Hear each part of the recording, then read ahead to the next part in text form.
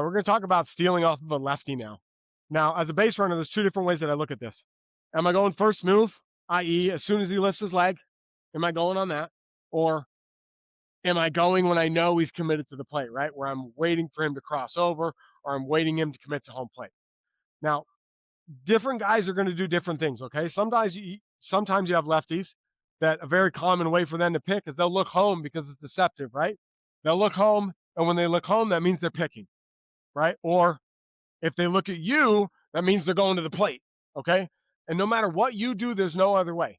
Really, really good lefty pitchers, and as you get higher up, some of them will have a reader move where they lift and they're waiting to see what you do, whether they're going to go to the plate or not, okay? But the two different steals that we're making, one is first move.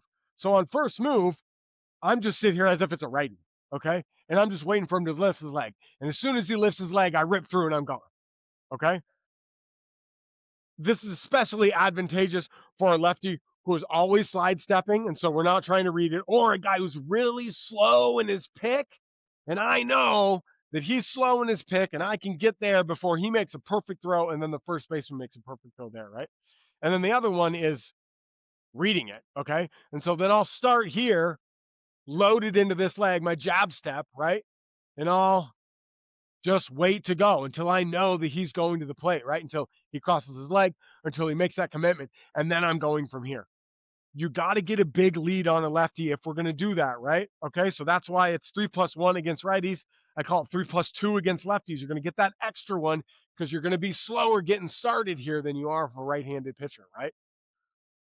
When you're out here and you have a good lead and you're trying to figure out, does he have a reader move? Maybe you're the leadoff guy, right? And you got on base to start the game. All right. And you want to move, you want to see what it is. A lot of times as a coach, I'll send my player on first move just to see if the guy's got a reader move or not. Generally, he doesn't. He might just get lucky and pick, right?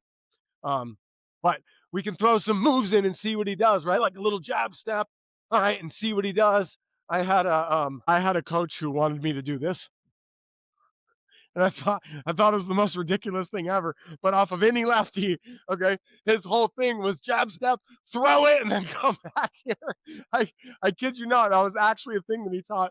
I never teach that. I do teach like maybe a little bit of a jab step to try and throw him off or something like that, but that's about as crazy as we get.